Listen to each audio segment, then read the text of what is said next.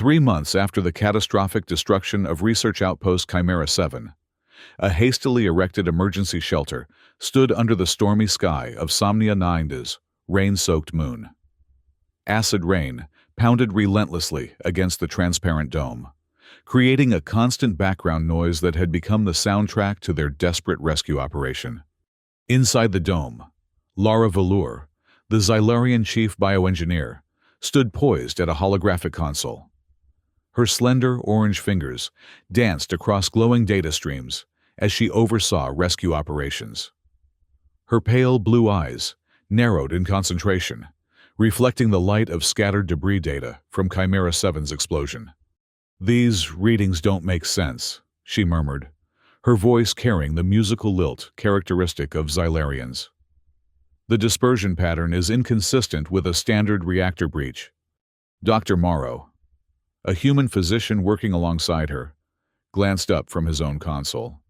The elder man's weathered face creased with concern. "You think there was something else at play?" "I'm certain of it," Lara replied, enlarging a particular data strand that pulsed with an anomalous energy signature. "This isn't random. This is—" The shelter's entrance hissed open, interrupting her analysis. Commander Richard Hayes of the Earth Alliance strode in, flanked by 2 security officers. His uniform, immaculate despite the acid rain outside, bore the insignia of Earth's highest military division. "Chief Engineer Velour," Hayes nodded curtly. "I've been sent to assist in your recovery operations." Lara straightened, noting the cold calculation in Hayes's eyes. Something about his arrival, too swift, too convenient, set her nerves on edge. "Commander, we weren't expecting Alliance oversight for another week." "Plans change when catastrophes occur," Hayes replied smoothly. "Especially when they involve technology as sensitive as what was housed at Chimera 7. Dr. Morrow stepped forward, his stance subtly protective. "The Alliance abandoned that station months ago. Commander, why the sudden interest in our salvage operation?" Before Hayes could answer, a commotion erupted at the entrance. Lara's attention snapped toward the disturbance, and her heart nearly stopped. Through the sheets of acidic rain trudged a dark figure in battered armor. The environmental suit was torn in multiple places, exposing flesh that should have been corroded by the caustic downpour. As the figure reached the airlock, it removed its helmet to reveal a face Lara knew all too well: Captain Alex Ryder. The human's face was pallid, streaked with blood that glowed faintly blue under the dome's lights. His eyes, once a warm hazel, now shimmered with an inner light that pulsed in rhythm with the veins visible beneath his skin. "Impossible," Lara whispered, grabbing her datapad and scanning his life signs.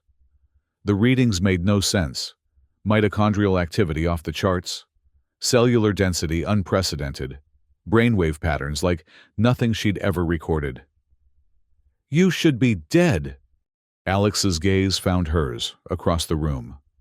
Recognition and something deeper flickering in those altered eyes. His lips parted to speak, but instead, he collapsed to the floor, unconscious. "Containment team!" Lara shouted, rushing to his side. "I need a medical isolation unit, now!" Hayes stepped forward, his expression unreadable. "That won't be necessary. Alliance protocol dictates that any survivor of Chimera 7 falls under military jurisdiction. My men will take him." "He's experiencing extreme physiological distress," Lara countered, positioning herself between Hayes and Alex's prone form. "As chief bioengineer, I'm declaring a medical emergency. Your protocol can wait until we determine if he's stable." For a moment, Hayes's composure slipped, revealing something like fear. Or was it anticipation, as he regarded Alex's unconscious form? Then, the mask of authority returned. "Very well. You have 12 hours for your assessment. Then he comes with us." As the medical team rushed Alex to the converted medbay, Lara caught Dr. Morrow's eye. The old human's expression was grave, confirming her suspicion. Hayes's arrival immediately after Alex's miraculous return was no coincidence. Whatever had happened at Chimera 7, whatever had happened to Alex Rider, it was something the Alliance, or at least Commander Hayes, had been expecting. In the converted medbay, Lara and Dr. Morrow worked in silent concentration, running detailed scans on Alex's unconscious form. The results defied every biological principle Lara had ever studied. Mitochondrial density is 400% above human norms, she murmured, studying the holographic display of Alex's cellular structure. And these cross-sections. I've never seen anything like this. These aren't human cells, but they're not Xylarian either. Dr. Morrow adjusted the scanner, his expression troubled. Look at the patterns beneath his skin. The bioluminescence seems to shift quantum mechanically, not following any predictable biological rhythm. Lara zoomed in on Alex's neurological activity. Brain function is hyper-accelerated, yet the patterns remain human. His consciousness is intact, but everything else is changing. As if in response to her words, Alex's eyes fluttered open. The blue glow beneath his skin intensified, pulsing in rhythm with his heartbeat. He grabbed Lara's wrist with surprising strength. "They're coming," he whispered, his voice hoarse. "It wasn't what we thought." Then his eyes rolled back, and he slipped into unconsciousness once more. Lara gently extracted her wrist from his grip, noticing that the contact had left a faint luminescent imprint on her orange skin, like his cells had tried to communicate with hers. "What happened to you, Alex?" she whispered, more to herself than to the unconscious man. "Something the Alliance would prefer to keep classified, I suspect," Dr. Morrow said quietly. "I've worked with military types long enough to recognize when they're hiding something. Hayes didn't come here for a routine debrief." The medbay doors slid open, and Commander Hayes strode in, followed by 4 armed security officers. "Time's up, Chief Engineer. We'll be taking Captain Ryder now." "He's not cleared for transport," Lara protested, stepping between Hayes and the medical pod. "His condition is still highly unstable. Moving him could accelerate whatever biological process is occurring." "That's precisely why he needs to be transferred to a specialized Alliance facility," Hayes countered. "This is beyond your expertise." "With all due respect, Commander, I'm the leading xenobiologist in the Xylarian Confederation. There's no one more qualified to—" "This isn't about qualifications," Hayes cut her off. "This is about jurisdiction. Captain Ryder was part of a classified Alliance project. His recovery falls under military protocol." "What project?" Lara demanded. "Chimera 7 was a joint research outpost. Any experiments conducted there should have been in our shared database." Hayes's expression hardened. "Not everything conducted at Chimera 7 was in the database. Chief Engineer, some matters are beyond your clearance level." Before Lara could respond, Alex's hand shot out again, gripping her wrist. His eyes were open, clearer this time, though the eerie glow persisted. "Check the station logs," he whispered urgently.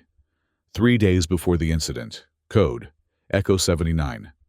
Hayes signaled to his men, who moved forward to detach the medical sensors from Alex's body. "This is a violation of medical protocol," Dr. Morrow protested. But the security team ignored him, efficiently transferring Alex to a mobile stretcher. Lara watched helplessly as they wheeled him away, noting the calculating gleam in Hayes's eyes as he followed. This wasn't a rescue. It was a recovery operation, and Alex was the asset they'd come to claim.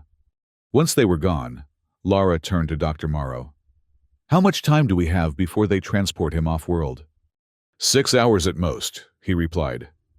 "Hayes will need to complete the necessary paperwork, even for a classified extraction. Then we have 6 hours to discover what really happened at Chimera 7, Lara said, her determination hardening. "And what they did to Alex." In a dimly lit storage corridor far from the main hub, Lara met with Dr. Morrow 2 hours later. The old human's posture was tense, his voice barely above a whisper. I haven't been entirely forthcoming with you, he admitted. Before joining the medical division, I worked Alliance Intelligence. I still have contacts, and they're telling me Hayes plans to transport Alex to a black site facility.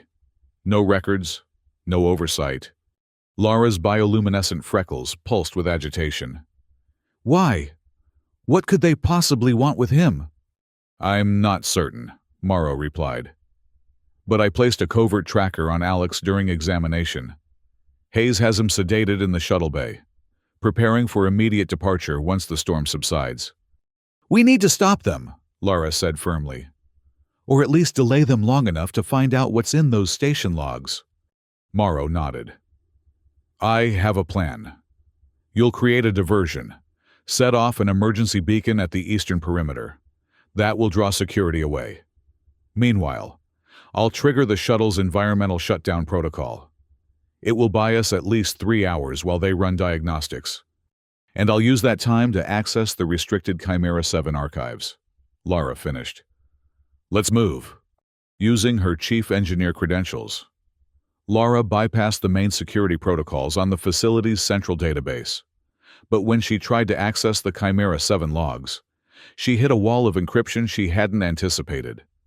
Echo 79, she murmured, recalling Alex's whispered code. She input the sequence, holding her breath. The screen flashed, and suddenly, she had access to security footage from Chimera 7, footage that should have been destroyed in the explosion. She quickly located the timestamp from 3 days before the disaster and began the playback.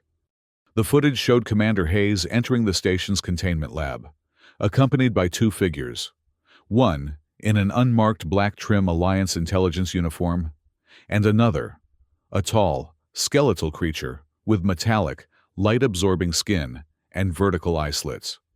Lara felt a chill run down her spine.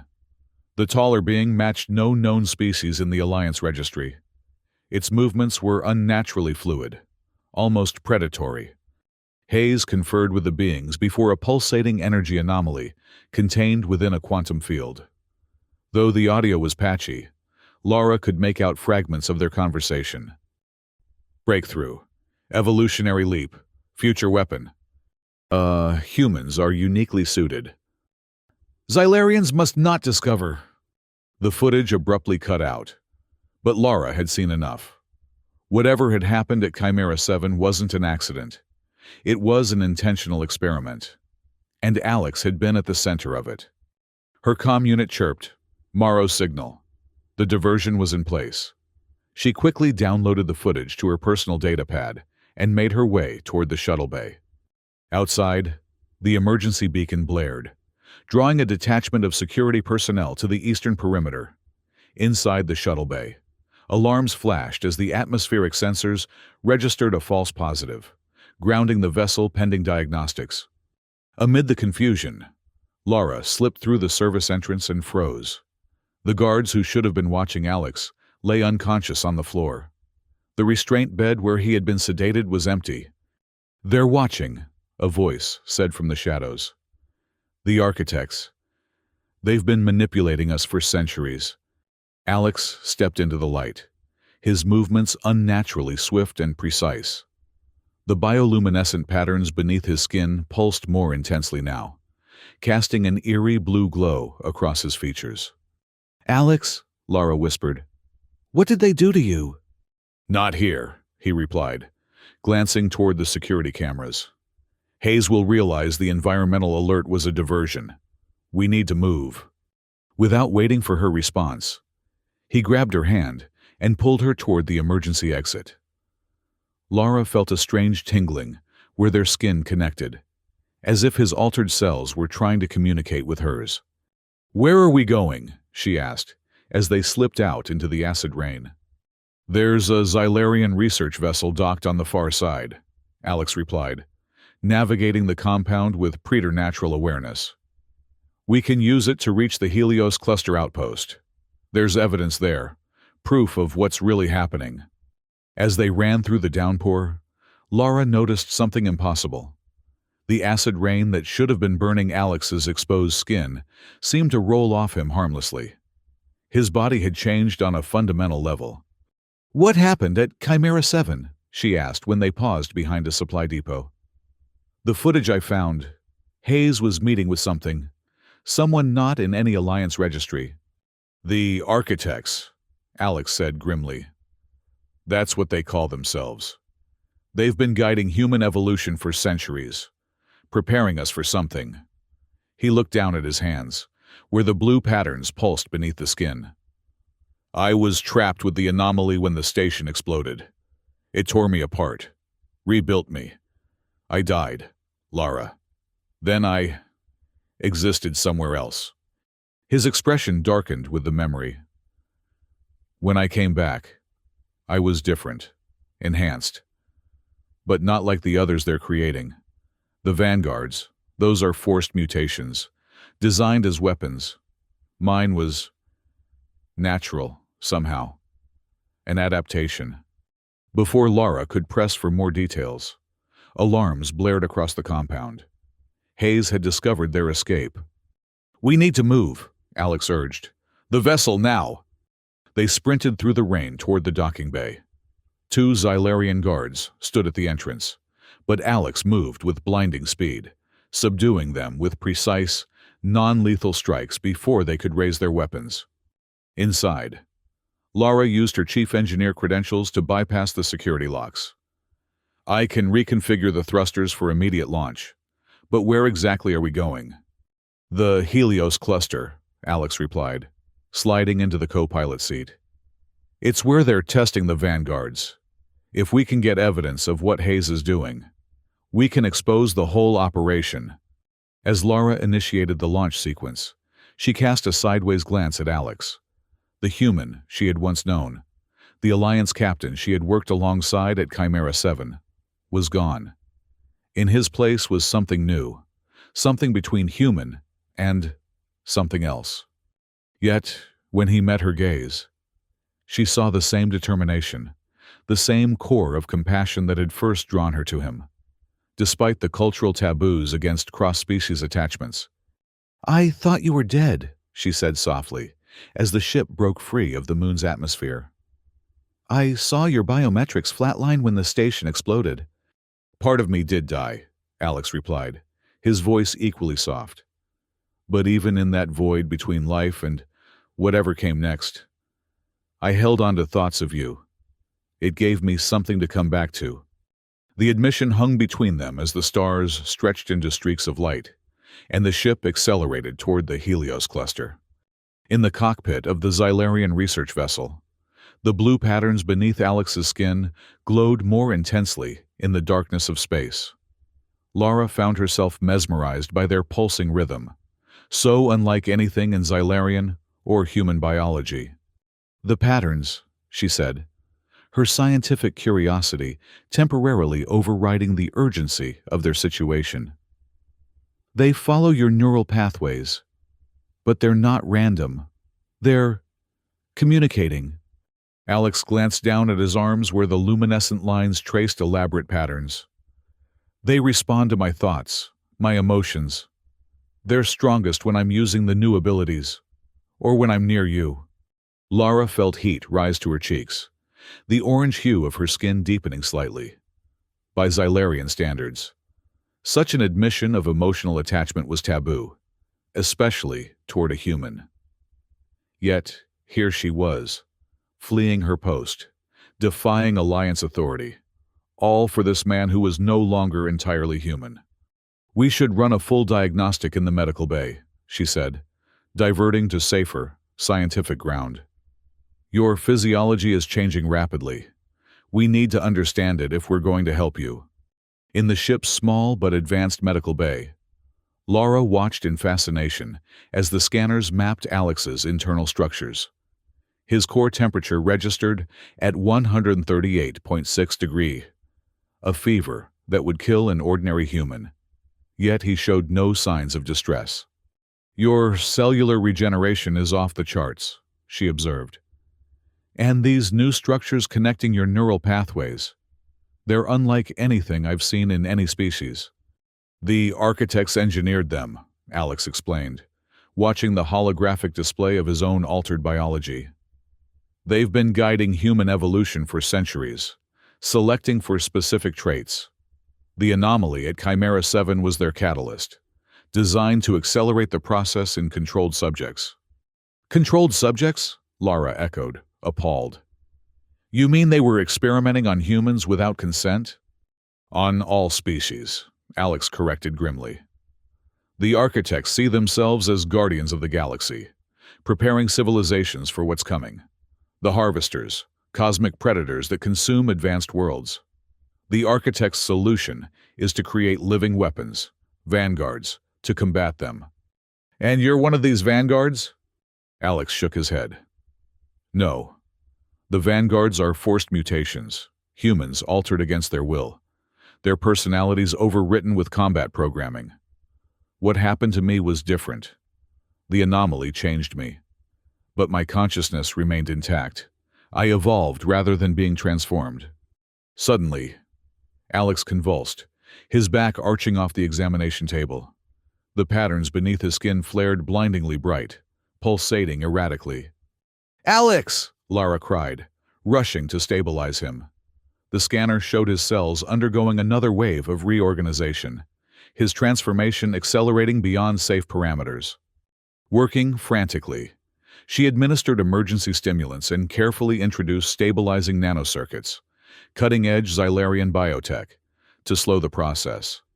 Gradually, the violent convulsions subsided, though the glow beneath his skin continued to pulse. "If this continues unchecked, you'll transform completely," she said softly. "Whatever the architects intended, your body is taking the process in its own direction." Alex's eyes fluttered open, their glow dimmed but still present. "We need to reach Helios," he whispered, "before Hayes activates the vanguards, before the harvesters arrive." "Rest," Lara urged, placing a gentle hand on his chest. "We're still 6 hours out.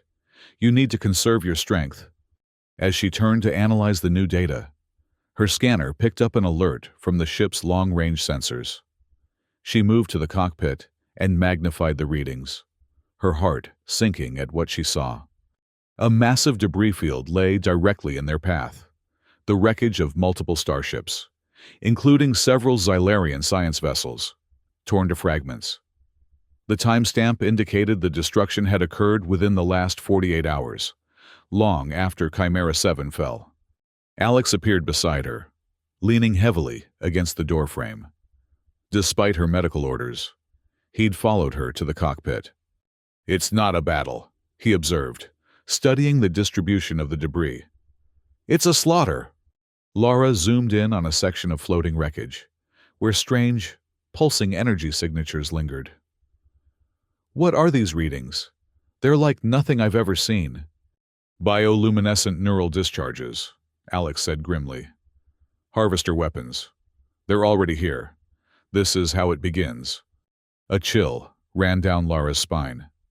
The mating of Alliance and Xylarian fleets was meant to deter threats like this. Instead, they'd inadvertently invited the vanguards as defenders, and now, it seemed, something even worse had followed. "We have to reach Helios," Alex said, determination hardening his voice. "We need to capture proof before the harvesters annihilate it, and humanity's last chance." He took Lara's hand, and she felt the pulsing patterns on his skin synchronize with her heartbeat. In that moment, she knew their fates were irrevocably entwined, a Xylarian bioengineer and a transformed human, standing against forces that threatened to consume them all.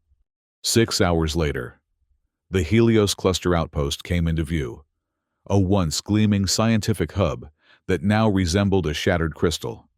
Sections of hull had been torn away, and emergency lights flickered weakly across its fractured surface. "Life support is minimal but functional," Lara reported, scanning the station. "I'm picking up 5 Xylarian life signs in the central hub." "Can you establish communication?" Alex asked, now recovered enough to sit upright in the co-pilot seat. Lara shook her head. "All standard channels are being jammed. We'll have to dock and make contact directly." The docking procedure was eerily silent, with no response from the station's automated systems. They had to manually override the airlock, a process that took precious minutes they weren't sure they could spare. As they stepped onto the station, emergency lights cast red shadows across the debris-strewn corridors. The air was thin, but breathable. Recyclers working at minimum capacity. "This way," Lara whispered, following her scanner toward the life signs. "Central hub is through the next section." They approached a sealed security bulkhead. After Lara transmitted her identification code, the door slid open to reveal 5 Xylarians in defensive positions, weapons raised. "Identify yourselves," commanded the tallest of the group, whom Lara recognized as Commander Tark Novel, Helios Station's security chief. "Chief Bioengineer Lara Velour from Chimera 7, she replied, raising her hands slowly. "We've come to help." Tark's eyes narrowed, then shifted to Alex. The commander's expression hardened. "A human? After everything the Vanguards have done?" "I'm not with them," Alex said quickly. "I'm the result of the same anomaly. But I wasn't altered like they were. I was rebuilt naturally. My core remained human." The standoff lingered, tension thick in the recycled air. Then one of the Xylarians stepped forward, an older scientist named Dr. Narus. He held up a scanner, aiming it at Alex. "His neural patterns," Narus observed with surprise. "They're different from the Vanguards, more harmonious, not forced. The integration is almost elegant." Slowly, Tark lowered his weapon, signaling the others to do the same. "If Dr. Narus vouches for you, that's enough for now. But make one suspicious move, human, and I won't hesitate." They were led to the command center, where shattered displays and sparking consoles told the story of a recent, violent attack. "What happened here?" Lara asked, taking in the destruction. 3 days ago, Alliance cruisers arrived claiming to be on a rescue mission," Tark explained bitterly. "Instead, they deployed boarding pods. What emerged? They looked human, but distorted. Their skin glowed with jagged patterns, and they moved like predators. They slaughtered half our crew before we managed to seal off this section."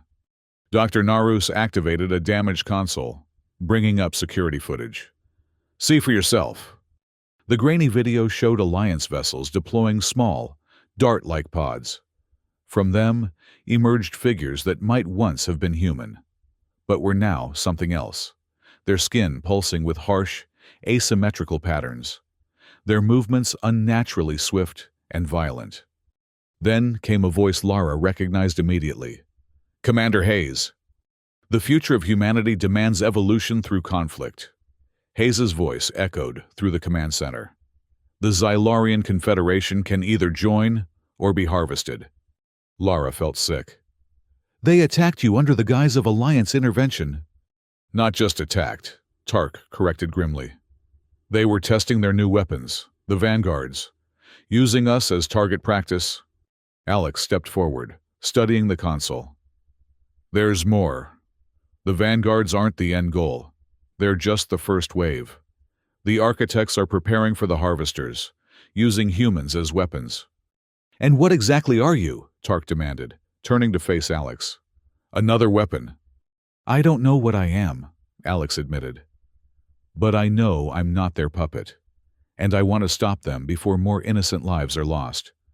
Dr. Narus approached with his scanner again. "Fascinating. Your cellular structure shows the same base modifications as the Vanguards, but with subtle differences. The integration is self-regulated rather than forced, almost as if your body accepted the changes willingly." "We need to broadcast what's happening," Lara interjected. "The galaxy needs to know about Hayes. The architects, all of it. Can we use your communication array?" Tark laughed bitterly. "We've been trying since the attack. Something's blocking all outgoing signals." Alex's expression changed, a realization dawning. "Take me to your research wing. I need to confirm something." In the partially destroyed research section, Alex found what he was looking for. 3 pyramidal devices, each pulsing with eerie alien symbols. "Architect technology," he said, approaching one cautiously. "Quantum jammers. They're preventing any outgoing communication." Dr. Naris examined them from a safe distance. "We tried to disable them, but they're impervious to our weapons, and anyone who touches them dies," Alex finished. "Because they're keyed to architect neural patterns." He looked down at his glowing skin. "Which I now share." "Alex, no," Lara protested, realizing what he was suggesting. "The risk is too great." "It's our only chance," he countered. "Because my neural pathways already contain the architect base code. I can interface with these devices, not to control them, but to communicate with them, to override their primary function and broadcast the truth instead." Tark organized what remained of his security team, 2 armed Xylarian volunteers, positioning them in the corridor leading to the devices. "If the vanguards realize what you're attempting, they'll try to stop you." Lara tore open a supply crate, arming herself with a compact, biosignature-locked sidearm. "How long will you need?" "Minutes," Alex replied, studying the pyramids. "But every second will feel like hours." They didn't have to wait long. The attack came with sudden, brutal efficiency. A squad of 12 vanguards burst through the corridor bulkheads, their jagged skin patterns glowing harshly. Unlike Alex's harmonious blue luminescence, theirs pulsed red and orange, like open wounds in reality itself. Lara and the Xylarians opened fire, hitting the intruders at close range. The energy pulses seemed to have minimal effect, merely slowing the vanguards rather than stopping them. Alex placed his hands on the nearest pyramid. Immediately, his skin patterns synchronized with the device, lights marching in step across all 3 pyramids. The vanguards pressed forward, overwhelming Tark's defensive line. One broke through, lunging toward Lara. She fired repeatedly, finally hitting a precise spot at its cranial junction. The creature's light flickered, and it convulsed violently before collapsing inert. "The junction between modified and original neural tissue," she shouted to the others. "Aim there!" But there were too many. As the defenders fell back, Alex channeled a massive quantum surge into the pyramids. The devices hummed, vibrating at frequencies that made Lara's teeth ache. Then, with a blinding flash, the pyramids released their stored energy, broadcasting on all frequencies simultaneously. Not jamming signals now, but transmitting them. Chimera 7 archives, Hayes' conspiratorial footage, and architect communications, all sent galaxy-wide. The effect on the vanguards was immediate and horrifying. They froze in place, then began to convulse as their forced neural integrations destabilized. One by one, they collapsed, the harsh glow beneath their skin fading to darkness. But the broadcast had taken its toll on Alex as well. The patterns beneath his skin dimmed drastically, and he staggered away from the pyramids, his strength visibly draining. "Alex!" Lara cried, rushing to catch him as he collapsed. She cradled him in her arms, feeling the weak, erratic pulse of his altered physiology. "Dr. Naris, help me!" The Xylarian scientist hurried forward, applying emergency nanoprobes to stabilize Alex's condition. The interface drained his energy reserves, his body's fighting to maintain the balance between human and whatever he's becoming. Outside, through the viewport, Lara could see the crippled Alliance cruiser commanded by Hayes, turning away as the broadcast reached Alliance Command. In the distance, the lights of incoming relief vessels, both Xylarian and Alliance, promised hope.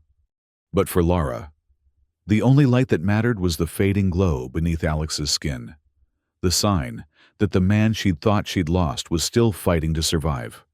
6 hours later, in Helios's medical bay, Alex's condition finally stabilized. The patterns beneath his skin now glowed gently, in harmony with the Xylarian life support rhythms. Lara sat beside him, monitoring his vitals, unwilling to leave even as rescue operations commenced around them. When his eyes finally opened, their glow subdued but present, she felt relief wash over her. He gripped her hand weakly. "Dying once was enough," he whispered, a hint of his old humor returning. "Don't you dare try it again," she replied, blinking back tears. The broadcast worked.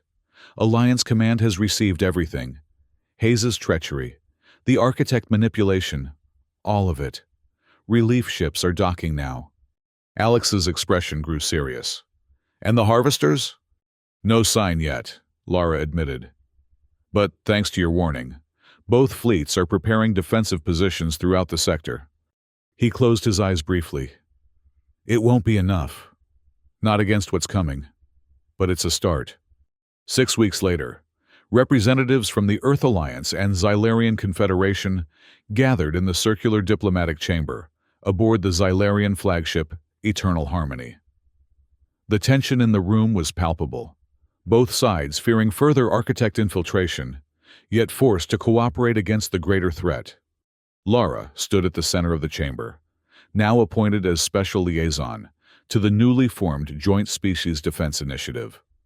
The promotion had surprised her, though perhaps it shouldn't have. Few others could bridge the gap between the species, as she could. "The evidence is irrefutable," she addressed the assembly, activating a holographic display of Chimera 7's anomaly data, Hayes's treachery, and the reality of the harvesters. "What we face is not merely an enemy, but an extinction-level event. The harvesters consume advanced civilizations. The architects sought to create weapons to fight them, the vanguards, but at the cost of our autonomy and ethical boundaries." She gestured to Alex, who stood at the edge of the circle, his presence drawing wary glances from both human and Xylarian representatives. "Captain Ryder represents a third path," she continued. "Enhanced, yes, but not as a weapon. His transformation occurred naturally, without the forced integration that made the vanguards unstable. More importantly, he maintains his humanity, his ethical core, and his unique ability to interface with architect technology."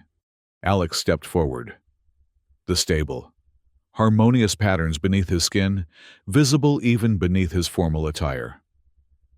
"I'm not asking you to trust me blindly," he said, his voice steady. "I'm asking you to recognize that we have a choice.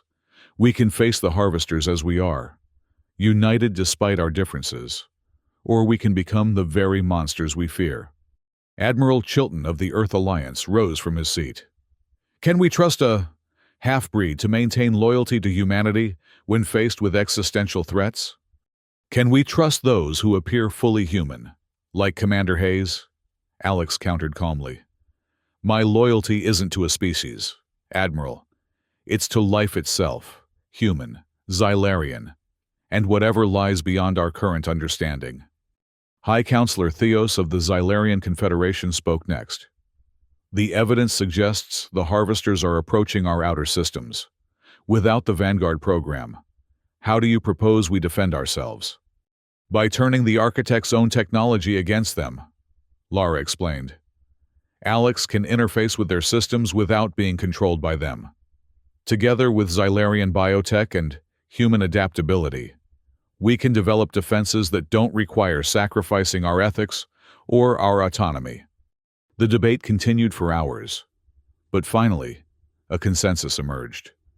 The Assembly granted provisional approval for a specialized joint task force, led by Lara and Alex, to root out remaining architect cells and develop ethical defenses against the harvesters.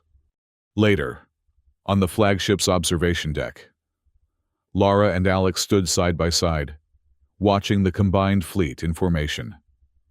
The stars beyond seemed colder now, knowing what lurked between them. But there was comfort in not facing the darkness alone. Alex wrapped his arms around her, and she traced the gentle glow of his bioluminescent patterns with her fingertips. They pulsed in rhythm with her touch, a visual representation of their connection.